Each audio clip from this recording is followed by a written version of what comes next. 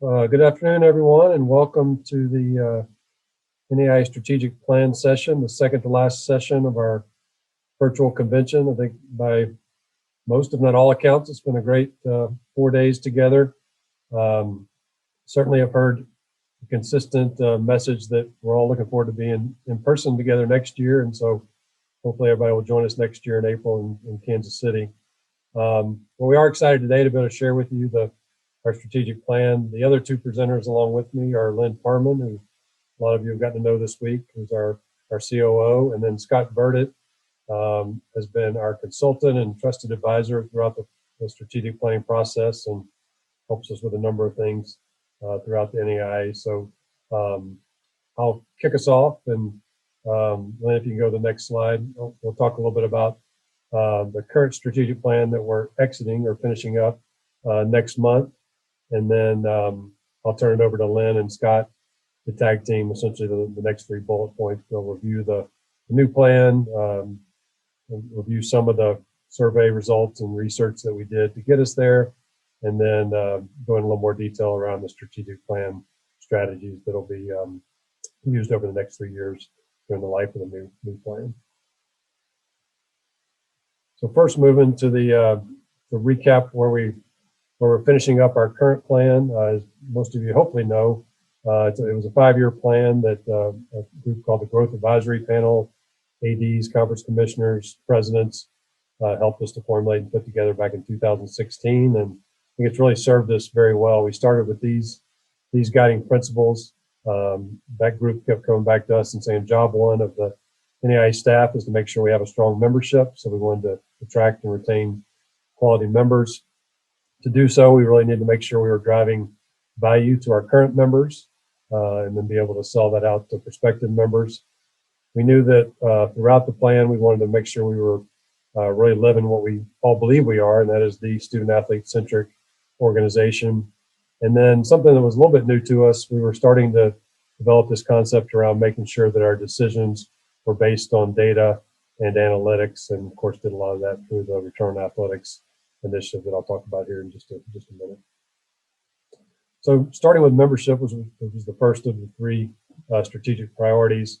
We set a pretty lofty goal at the beginning of the plan, and really we hit most of our marks in terms of bringing in new members. What we did not project very well or anticipate very well were the number of schools who unfortunately were going to close or drop athletics or maybe merge with another institution. And so we essentially, as you can see from the chart, we maintained a pretty flat membership number.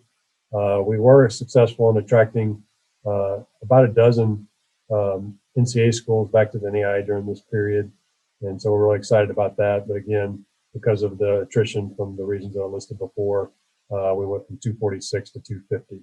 We do think we're positioned very well moving forward into the new plan with additional resources, more staffing, better coordination with our conferences and things like that to really make some additional improvements in the next plan. And Lynn will talk more about that as we move forward. If you remember back 5 years, Return on Athletics was really just a concept, and so it was pretty difficult to set specific metrics and measurements to know whether we were successful or not. But we, after talking with lots of you all and lots of our members, we knew that these were the 3 buckets or the 3 areas that really schools were depending on athletics to help drive, to have a positive impact on campus and enrollment, student success. There was a question in the ROA session this morning about what we mean by that. And really, for us right now, it's turned into retention as the chief measure of that, and then financial strength, the positive impact that athletics can have on the bottom line at institutions.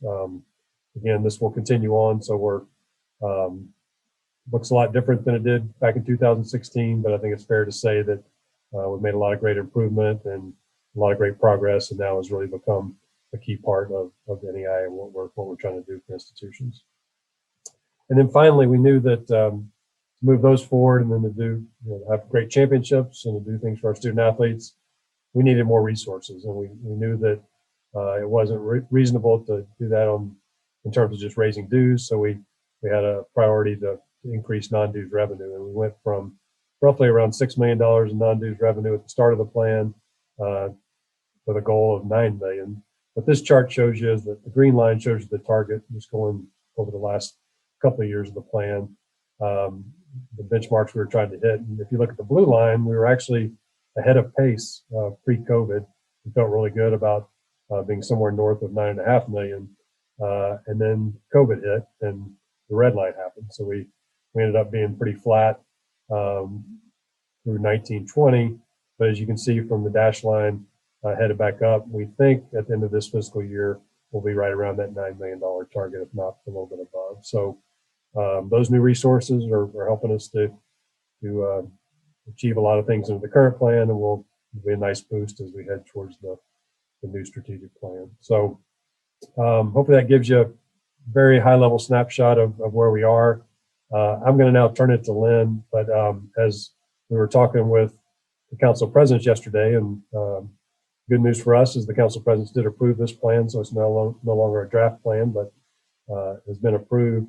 I told them that I went to Lynn on 2 or 3 occasions and said, essentially, people have been showing a lot of grace during COVID, and I think we would get a pass, or at least people would understand if we needed to delay our process and look to the fall for approval from the COP. And each time I did that, in true Lynn Parman fashion, she said, "Nope, I'm committed to making this happen in the spring." And we've got Scott Burdett to help us, and it's going to be a lot of hard work for the staff, but I think it's important that we get that done. So we're hopefully then coming out of COVID with a new strategic plan and can hit the ground running as of July of this year. So she did just that, and we got it approved. And now I'm thrilled to turn it over to Lynn to let her walk you through the various components and where we're looking ahead in 2024. Great. Thank you, Jim. I do want to first thank the COP and the COP Executive Committee. We have been giving updates to the Executive Committee in particular along the way, and they provide a lot of great counsel and feedback to us in this process. I also want to recognize the NAIA National Office staff. I think us, like you, have been completely consumed by COVID. And so to have the determination to keep pushing through and bring this plan to you today took a lot of work and effort by the leaders of each of the pillars, which I will talk about them when we get to them. And I also want to recognize Amy Stover. Many of you know her from the convention and have seen her a lot this week. She also has been an integral part of our strategic plan, working closely with Jim, Scott, and I in the coordination and support of this entire process. So I'd actually like to begin with the end in mind. There's a lot of detail in the strategic plan, and I think it's important for us to spend the next period of time showing you the plan in a way that's concise and easy to understand. So the next 4 slides, I will be showing you the high-level plan, and then Scott Burdett is going to share with you at a high level the research from the membership survey, as well as the industry research we did last fall. It'll be a concise version of that. And then I will go through the plan in a little bit more detail. We will have the full plan available for you. We'll have a resource page, which will include the entire 18-page plan if you want a lot more detail on that. That will be available to you. And then we also have the chat box. So Scott and I will go through the slides, but please know that Jim, Scott, and I are happy to answer questions once we get through the slides, if there's any areas you want to know more about or share any comments about the plan. So I want to start with this first slide, which is essentially our strategic plan in 45 words. We plan to use this a lot with you and to convey our strategy to various groups. But our plan in its essence is to retain and acquire 256 members. So you remember that Jim just said we have 250 members. We do want to grow the membership base, but we also understand we're coming out of COVID. So our target is to retain and acquire to that 256 membership base level. We will be also focused on enhancing the experience delivered to our administrators and our student athletes through this plan. We'll talk a lot more about that. And then the membership strength. This membership strength, we believe through this strategy, will result in increased usage of our services and a 20% revenue growth over the next 3 years. This is a one-page version of the plan. I know you will not want to read the 18-page version in its entirety when you're trying to find something out about the plan at a high level. So we created this one-page version to share with you the plan in a nutshell.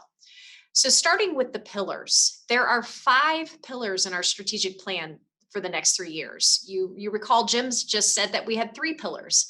Well, we have those same 3 pillars that we've had, and that's membership, return on athletics, and non-dues revenue.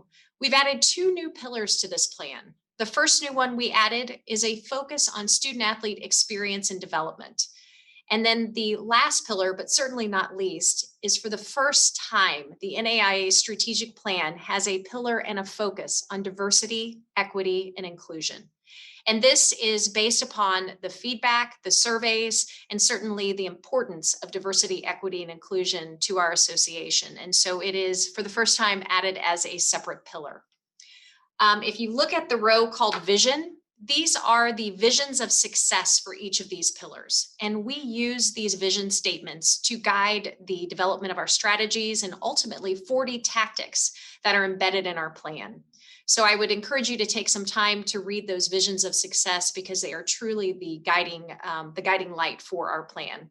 And then, of course, the strategies, which I will come back to a little bit later on in the presentation. You may be wondering, what are some of the big things coming out of this plan? What should I know about this plan? And so I'd like to highlight for you 5 key tactics that we believe will have the greatest impact on our strategic plan and on the next 3 years. I want to start with an increased focus on membership services and retention. So we're calling this out as a tactic, and actually a couple tactics embedded in this, but we want to increase our efforts by creating a membership retention call program. And then we'll also be deploying a membership services framework. And what does that mean to you? It means that we are going to provide focus on improving the value of the programs and services that we are providing to you. So this is a very important part of our strategy. The second is return on athletics light. So if you've attended Alan Grossbach's sessions this week and you've been around the NAIA for the last 3 years, you know that return on athletics is a new tool that we've developed. Our focus, in addition to improving that tool and making it more valuable to you, is we're going to create a new version of ROA, and it's called ROA Lite. And it's a lighter version of ROA specifically for membership prospects. We believe it will demonstrate the value of membership in the NAIA. And so we believe this is an integral part of growing the membership base and also showing the benefits and the value of the NAIA to an external audience. The third major tactic coming out of this plan are resources to support the student athlete experience and development. So this includes a replacement of the 12-year-old coaches training. This includes the establishment of a standard of care, as well as the creation of an NAIA resource hub. This will be a one-stop shop for you to find health and safety resources, materials, best practices, as well as champions of character materials and other resources. And it will be in a user-friendly way to where you can access that and use that on your campuses. So that's the third major tactic. The fourth major tactic is a focus and infrastructure that we will create in the national office so that we can garner increased non-dues revenue for the NAIA.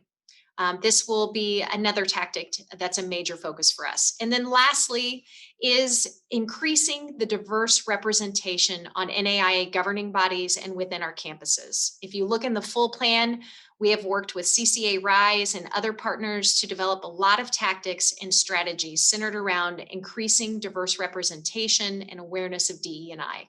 So those are, I guess you would say, the big 5, but there's certainly a lot more in the plan, but I wanted to begin with the end in mind with that. Then I want to share with you our key performance indicators. I am certain you have these on your campuses. I'm certain you have these in your conferences, but at the end of the day, how will we measure success of our plan? If you look at the full plan, I think we have 43 different measurements that will be a part of our national office and scorecards and how we will track at a very detailed level the plan. But these are the 15 key performance indicators that we will report on to the COP and to you about the progress of the plan. I'm not going to go through all 15, but I did want to highlight to you in the membership KPIs, 98% retention of current members. Our retention rate ranges from 97% to 99%. And so we believe it's critical to retain a 98% retention rate for our membership. So we've put that as one of our KPIs. If you look at non-dues revenue, we have some financial targets we've set. These are based upon the trend lines of what we've been achieving in recent years, and also based upon the strategies we've developed to sustain and to increase that level of growth in our non-dues revenue. ROA has 4 key performance indicators. Those are really focused on engagement and engagement for our members to fully realize the benefits of ROA to their individual institutions. So it's focused on you going into the tool, using the tool, and being a part of your decision-making process. We believe that that has incredible value for you to receive and understand the benefits it can provide to your institution. So our KPIs are centered around that. And then student athlete experience and development, you may be looking at that 100% of conferences have an ASA program and wondering, well, how many have one now? Right now, we are at 86% of our conferences have an ASA program. And looking at the survey results that you'll hear about in a moment from Scott Burdett, you will see that ASA and CSA have been highly valued by our members, and we know it's important to you. So as part of our strategy, we want to increase that to 100%. And then lastly, for DE&I, we are going to be focused on tracking and measuring our percent of diverse representation across all of our governing bodies. That will be our focus as well. So now I just want to remind you, some of you have been a part of this, but what has our process been? We started with the discovery phase last summer, which feels like years ago when you're trying to do strategic plan virtually. Many of you took the time to fill out surveys, and we also conducted an extensive amount of research on higher education and collegiate athletics, and that helped us formulate research and feedback and data to incorporate into this plan.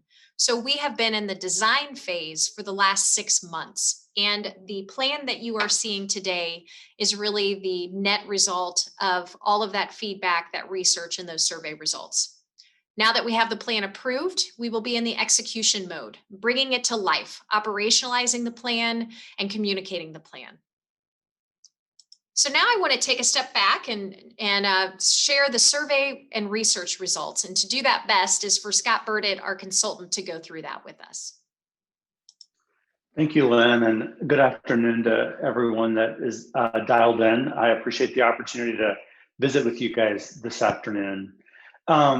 You know, it's interesting when folks begin a process of strategic planning. A lot of times, many ways it can become an opportunity to be really introspective. But one of the things that the NAIA did as we embarked on this journey together is that we really wanted to get the voice of the membership represented. And so we did a variety of different things, from conducting interviews to doing some surveys, to engage with the membership, to really hear what was on your mind. And some of the things, I will add, we talked to presidents, athletic directors, trainers, coaches, to really understand kind of what was happening on your campuses. We spoke to over 300, we had representation from over 300 individuals that represent various roles within the membership.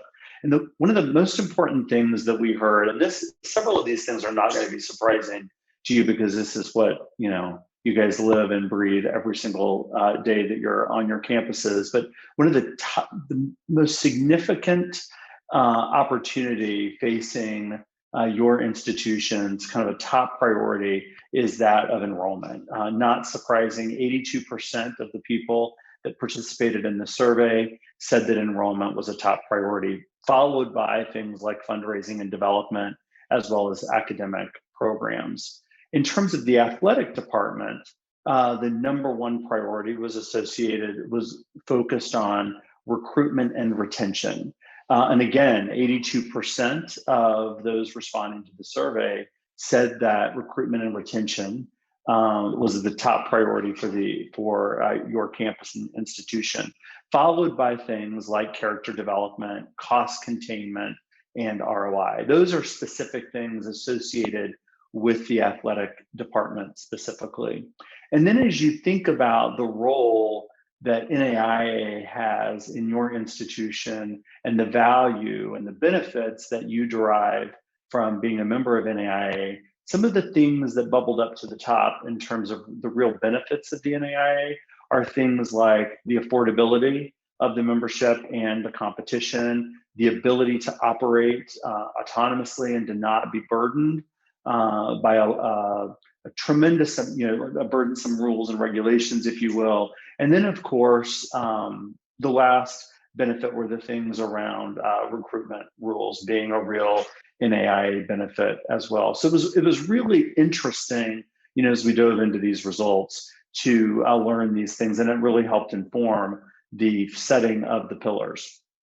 And then we also wanted to dig into the topic of student athlete development.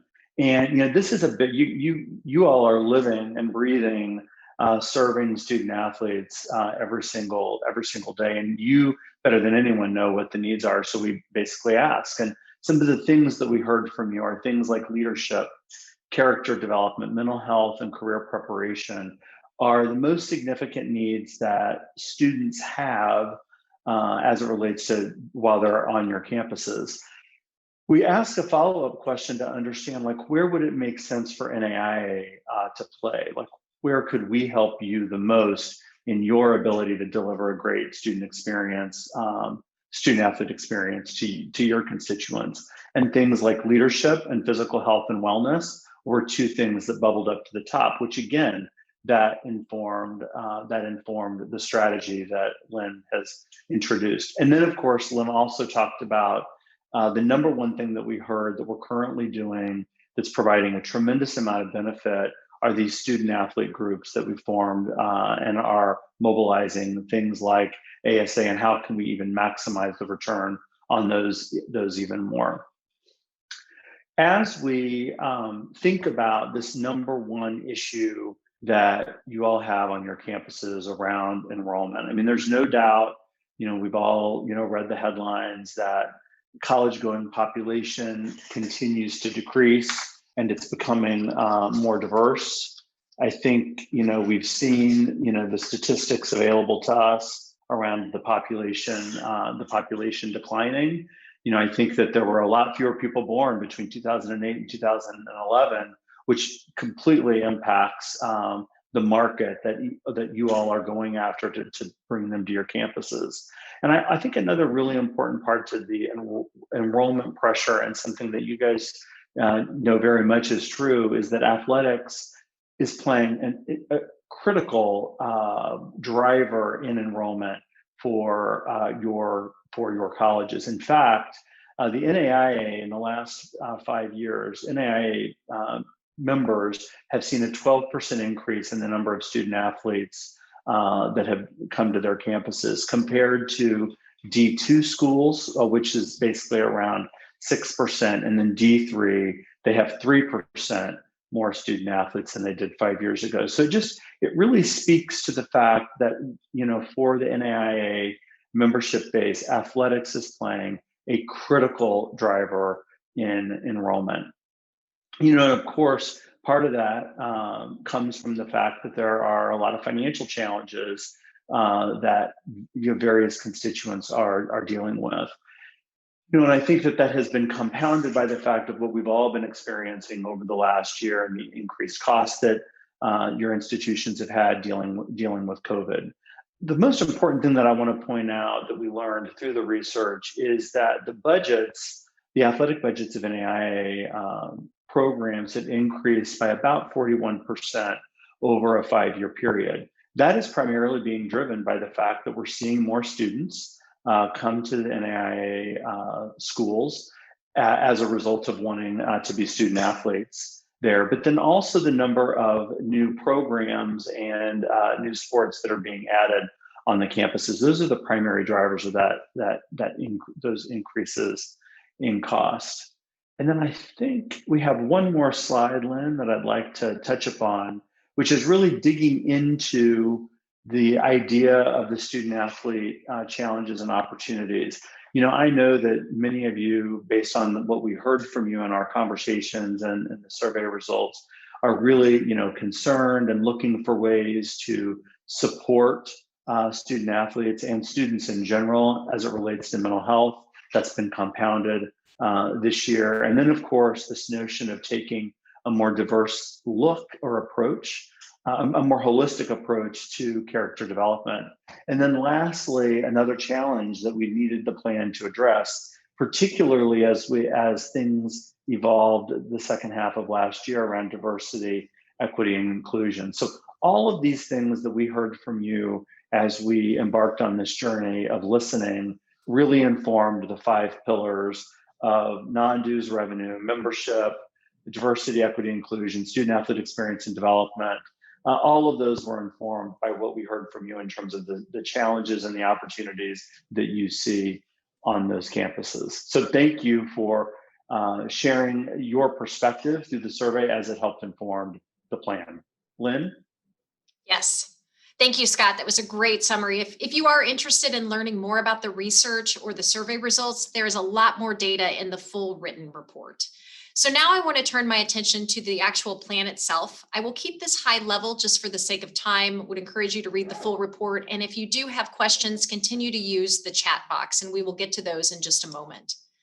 So starting with the pillar definitions, defining what we actually mean by these pillars, starting with membership, as you would imagine, it's to retain and to grow new members with a focus on strengthening the value of membership. Secondly is the return on athletics pillar. This is focused on how we can fully engage membership in the value and benefits of ROA to their institutions individually and as a whole. Non-dues revenue is focused on maximizing our existing lines of business like the Eligibility Center, InCred, and others, as well as generating new ideas for new business lines. Student athlete experience and development is focused on evolving and enhancing the student athlete experience and development programmings and events and changing needs of student athletes, which Scott talked about in the research. And then lastly, diversity, equity, inclusion is focused on developing and deploying initiatives aimed at increasing diversity, equity, inclusion awareness, governance representation, and career promotion. So we'll start with the membership strategic pillar. This pillar in particular was led by Kevin D, who leads our membership sales, along with Julie McCullum.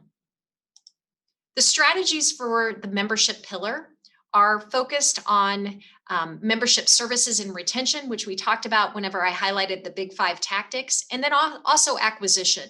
We will be identifying new ways to source prospects for membership in the NAIA, which we talked about with the ROA Lite. We know that will be an integral part of that, but we have other new ways to identify new prospects for membership. Return on athletics strategic pillar was led by Alan Grossbach.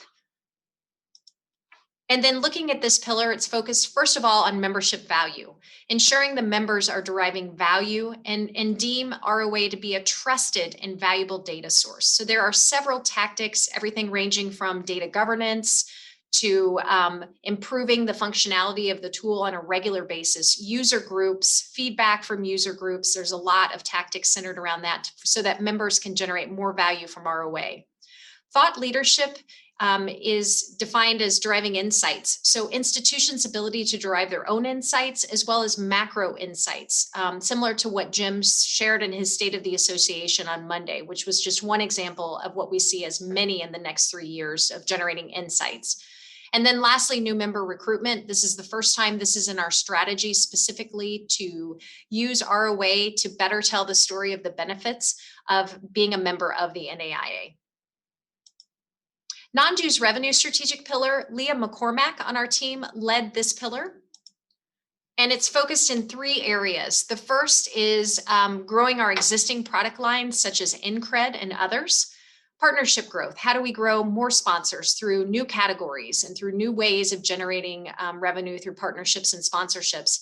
And then lastly, product development. We'll be developing an innovation engine at the national office to try to identify new products and services to benefit the members in a non-dues revenue perspective.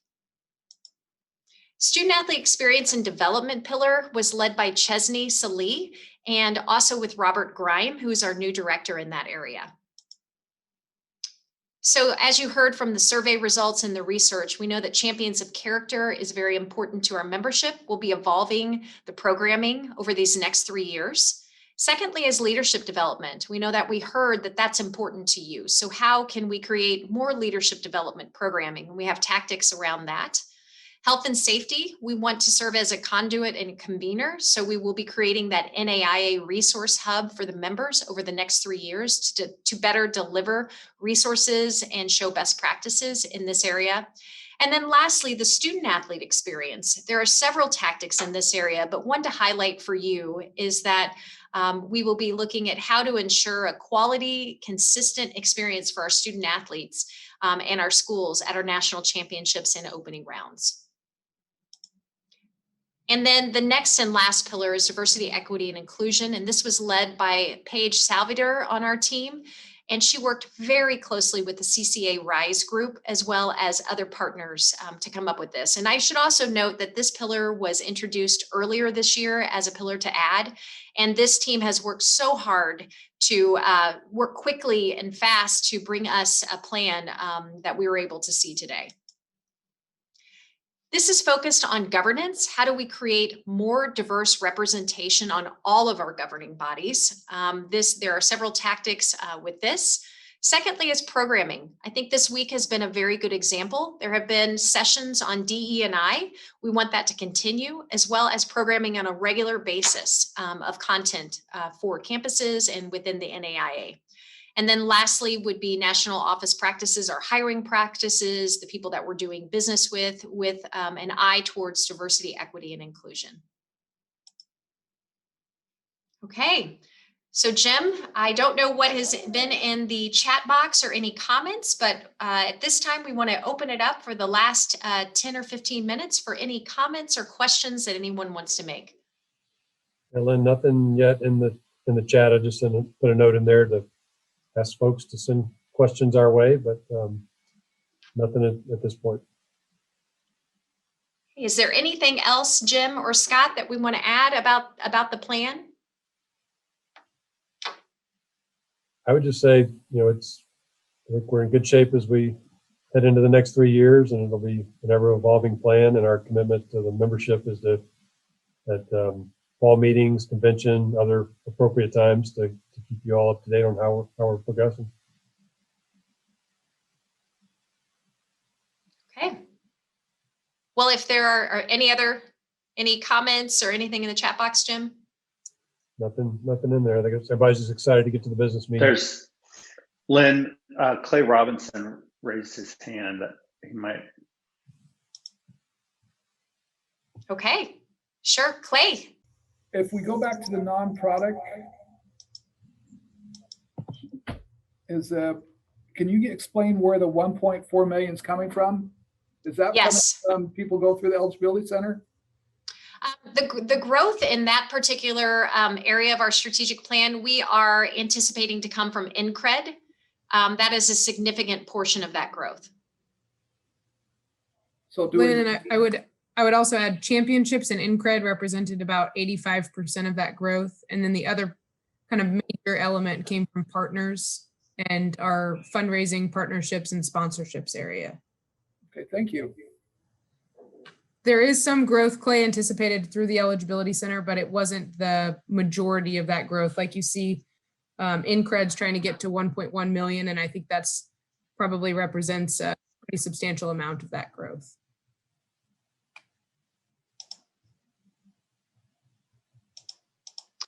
Okay, well, in the recap of the plan, we will have resources if you would like to use them at a conference level, an institution level. Yes, Scott.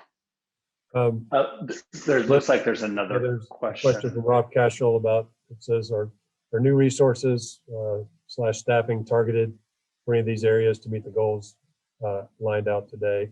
And yeah, Rob, we're in the process of matching resources needed, and we have some initial thoughts around that, but certainly where we're planning for growth, whether it be in revenue, as we just talked about, or ROA or student athlete development, all these are going to require new resources, and part of that will be human resources. So yeah, their discussions and plans are definitely underway in that area.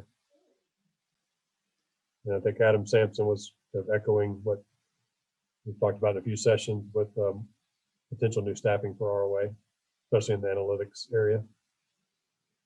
And also I would add in membership services too.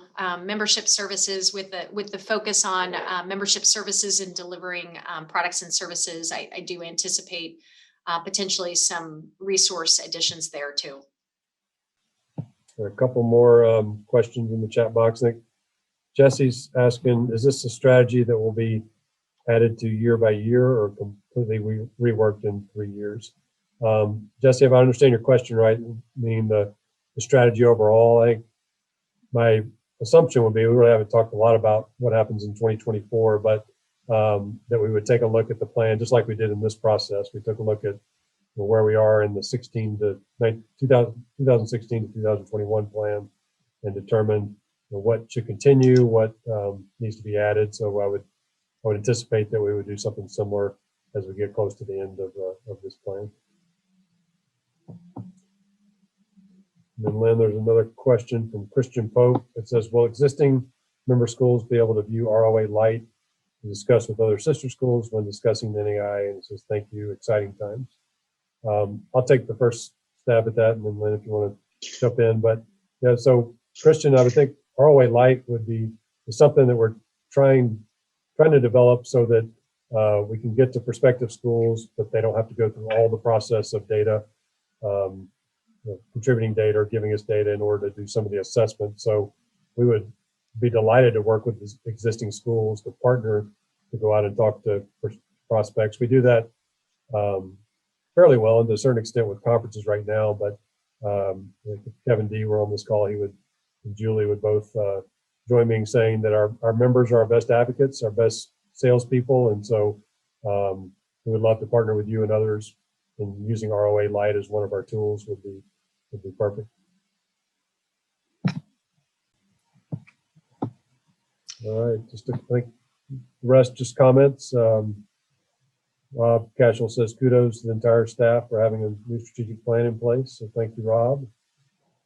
And but not seeing any other questions.